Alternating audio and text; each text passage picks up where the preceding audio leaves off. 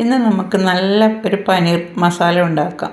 ചോറിനും ചപ്പാത്തിക്കും ബ്രെഡിനും പൊറോട്ടയ്ക്കൊക്കെ കഴിക്കാൻ പറ്റുന്ന നല്ല ഗ്രേവിയിലുള്ള നല്ല അടിപൊളി ടേസ്റ്റുള്ള പനീർ മസാലയാണ് നമ്മൾ തയ്യാറാക്കുന്നത്. വളരെ ടേസ്റ്റാണ്. അതേപോലെ നമുക്ക് വളരെ പെട്ടെന്ന് തന്നെ തയ്യാറാക്കി എടുക്കാനും പറ്റും. നല്ല ഗ്രേവിയോടുകൂടി ഇത് നമുക്ക് എങ്ങനെയാണ് എളുപ്പത്തിൽ ഉണ്ടാക്കുന്നതെന്ന് നോക്കാം. അതിനുവേണ്ടി ഞാൻ ഒരു കഷ്ണം പനീർ എടുത്ത് വെച്ചിട്ടുണ്ട്. അത് നമുക്കൊന്ന് കട്ട് ചെയ്തെടുക്കാം.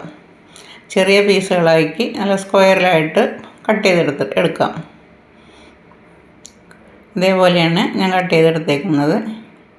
ഇനി നമുക്ക് മിക്സിയുടെ ചെറിയ ജാറിലേക്ക് 2 തക്കാളി ചെറിയ കഷ്ണങ്ങളാക്കി അരിഞ്ഞ് ചേർത്ത് കൊടുക്കാം. അതേപോലെ അതിലേക്ക് 1 ടേബിൾ സ്പൂൺ മുളക് പൊടി, 1/4 ടീസ്പൂൺ മഞ്ഞൾപ്പൊടി, 1 ടേബിൾ സ്പൂൺ മല്ലിപ്പൊടി, 1 ടേബിൾ സ്പൂൺ ഗരം മസാല, ഒരു 5-6 കശുവണ്ടി ഒന്ന് കുതിർത്തിയ ശേഷം അതും കൂടി ചേർത്ത് കൊടുക്കാം. അതേപോലെ 2 ടേബിൾ സ്പൂൺ തൈരും കൂടി ചേർത്ത് കൊടുക്കാം. നല്ല അധികം പുളിയില്ലാത്ത തൈരാണ്, അതും കൂടി ചേർത്ത് കൊടുക്കാം. ഇതെല്ലാം കൂടി നമുക്ക് നന്നായിട്ടൊന്ന് അരച്ചെടുത്തുകൊണ്ട് വരാം. വളരെ നൈസായിട്ട് അരച്ചെടുക്കുക. ഇനി നമുക്ക് സ്റ്റൗ ഓൺ ചെയ്ത് ഒരു പാൻ വെച്ച് അതിലേക്ക് 1 പീസ് ബട്ടർ ചേർത്ത് കൊടുക്കാം. ബട്ടർ ഉപയോഗിച്ചാണ് നമ്മളിത് തയ്യാറാക്കുന്നത്. അപ്പോൾ ബട്ടറൊന്ന് നന്നായിട്ട് ചൂടായി കഴിയുമ്പോൾ നന്നായിട്ടൊന്ന് മെൽറ്റായിട്ട് വരും. മെൽറ്റായ ബട്ടറിലേക്ക് നമുക്ക് 1/2 ടേബിൾ സ്പൂൺ മുളക് പൊടി, 1/4 ടീസ്പൂൺ മഞ്ഞൾപ്പൊടി ചേർത്ത് നന്നായിട്ടൊന്ന് മൂപ്പിച്ചെടുക്കുക. സ്റ്റൗ സിമ്മിലിടുക. എന്നിട്ട് ഒട്ടും കരിയാതെ ഇത് മൂപ്പിച്ചെടുത്തിട്ട് അതിലേക്ക് നമുക്ക് പനീർ അരിഞ്ഞു വെച്ചത് നമുക്ക് ചേർത്ത് കൊടുക്കാം. പനീറെല്ലാം ചേർത്ത് മീഡിയം ഫ്ലെയിമിലിട്ട് ഇതൊന്ന് ഫ്രൈ ആക്കി എടുക്കുക. അപ്പോൾ നമ്മുടെ ബട്ടറിലേക്ക് കിടന്ന് ഈ പനീറൊക്കെ നല്ല ടേസ്റ്റായിട്ട് വരും. അപ്പോൾ ഇങ്ങനെ പനീർ ബട്ടറിലിട്ട് ഒന്ന് ഫ്രൈ ചെയ്തെടുക്കുമ്പോൾ കറിക്ക് നല്ല സ്വാദായിരിക്കും. അതേപോലെ മുളക് പൊടിയൊക്കെ ഒന്ന് പിടിച്ച് ബട്ടറും പനീറും ഒക്കെ കൂടി നല്ല മിക്സായിട്ട് നല്ല ടേസ്റ്റായിട്ട് വരും. അപ്പോൾ ഒരു 2 മിനിറ്റ് ഇതേപോലെ ഫ്രൈ ചെയ്തെടുത്ത ശേഷം നമുക്കത് മാറ്റാം, ഒരു പാത്രത്തിലേക്ക് മാറ്റാം. അപ്പോൾ ബാക്കി നമുക്ക് ഇത്തിരി ബട്ടർ ബാക്കി വന്നിട്ടുണ്ട്. അതിലേക്ക് നമുക്ക് 2 കഷ്ണം പട്ട, ഗ്രാമ്പു, ഏലക്ക, 2-3 കുരുമുളക് എല്ലാം കൂടി ചേർത്ത് കൊടുക്കാം. അതേപോലെ തന്നെ ഒരു ചെറിയ കഷ്ണം ബേ ലീഫിൻ്റെ കഷ്ണം കൂടി ഞാൻ ചേർത്ത് കൊടുത്തിട്ടുണ്ട്. അപ്പോൾ ഇതും കൂടി ചേർക്കുമ്പോൾ നല്ല ടേസ്റ്റാണ്. ഉണ്ടെങ്കിൽ മാത്രം ചേർത്താൽ മതി, അല്ലെങ്കിൽ ഇത്തിരി പട്ടയും കരയാകുമ്പോൾ ഒക്കെ കൂടി ചേർത്താൽ മതി.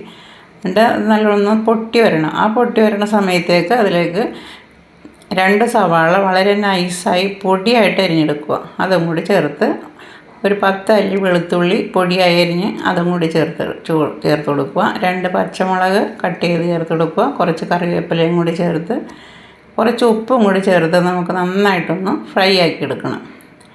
ഈ സവാള നല്ല ഗോൾഡൻ ബ്രൗൺ ആവുന്നവരെ മീഡിയം ഫ്ലെയിമിലിട്ട് നന്നായിട്ട് ഫ്രൈ ആക്കി എടുക്കുക. ഈ സവാള എത്രയും നന്നായിട്ട് മൂപ്പിക്കാൻ പറ്റുമോ അതാണ് ഇതിൻ്റെ സ്വാദ് വരുന്നത്. അപ്പോൾ നന്നായിട്ട് ഒട്ടും കരിയാതെ മീഡിയം ഫ്ലെയിമിലിട്ട് സാവധാനം ഇതുപോലെ തന്നെ നല്ല ബ്രൗൺ കളറാക്കി എടുക്കുന്നവരെ നന്നായിട്ട് വഴറ്റിയെടുക്കുക.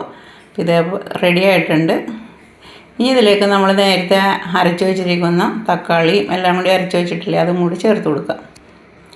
ഒട്ടും വെള്ളമില്ലാതെയാണ് നമ്മൾ നേരത്തെ അരച്ചെടുത്തത്. തൈര് മാത്രമേ അതിനകത്ത് ചേർത്തിട്ടുണ്ടായുള്ളൂ. അപ്പോൾ അതും കൂടി ചേർത്ത് ഇനി ഇതൊന്ന് നന്നായിട്ട് മൂപ്പിച്ചെടുക്കണം.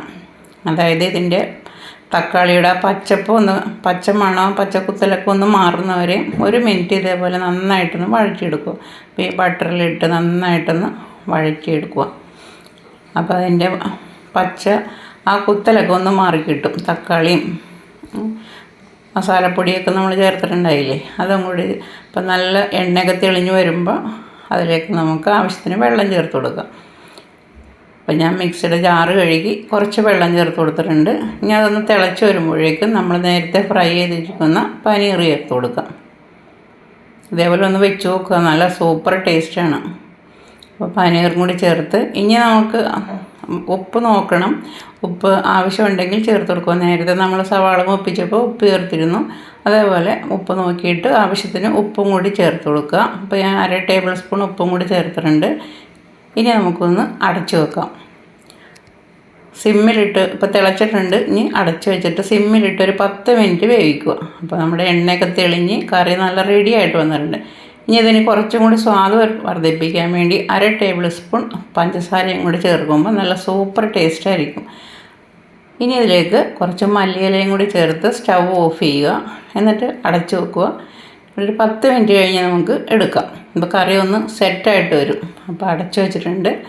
നമ്മുടെ കറി സൂപ്പറായിട്ട് വന്നിട്ടുണ്ട്. നല്ല ഗ്രേവിയോടുകൂടി സൂപ്പർ കറിയല്ലേ, സൂപ്പറായിട്ട് വന്നിട്ടുണ്ട്. അപ്പോൾ ഇത് ചപ്പാത്തിക്കും പൂരിക്കും ബ്രെഡ്, ചോറ്, ദോശ എന്ത് വേണമെങ്കിലും കഴിക്കാം. ഇതിനെ കൂടി നല്ല കോമ്പിനേഷനാണ്. നല്ല ഗ്രേവിയോടുകൂടിയ നല്ല അടിപൊളി പനീർ മസാല വളരെ പെട്ടെന്ന് നമ്മൾ തയ്യാറാക്കി എടുത്തിട്ടുണ്ട്. സൂപ്പറല്ലേ, കാണുമ്പോൾ തന്നെ അറിയാം നല്ല ഗ്രേവിയോടുകൂടിയ നല്ല പനീർ മസാലയാണ്. അപ്പോൾ നമുക്കൊരു പ്ലേറ്റിലേക്ക് ഇനി മാറ്റാം. എങ്ങനെയുണ്ട് കറി? നല്ല സൂപ്പറല്ലേ, കാണുമ്പോൾ തന്നെ നമുക്ക് കഴിക്കാൻ തോന്നൂലേ. അപ്പോൾ ചപ്പാത്തിയോ പൊറോട്ടയോ ചോറോ ഒക്കെ എടുത്ത് ഇതേപോലെ ഉണ്ടാക്കി ഒന്ന് കഴിച്ചു നോക്കുക. കാണുമ്പോൾ തന്നെ അറിയാം നല്ല സൂപ്പർ കറിയാണ്. അപ്പോൾ ഈ വീഡിയോ ഇഷ്ടമായാൽ ലൈക്ക് ചെയ്യുക, കമൻറ്റ് ചെയ്യുക, ഷെയർ ചെയ്യുക, സബ് ചെയ്യുക, ഹൈപ്പ് കൂടി ചെയ്യുക. ഇതേപോലെ ഒന്ന് തയ്യാറാക്കി നോക്കുക. അടുത്ത ഈസി റെസിപ്പിയുമായി നാളെ കാണാം.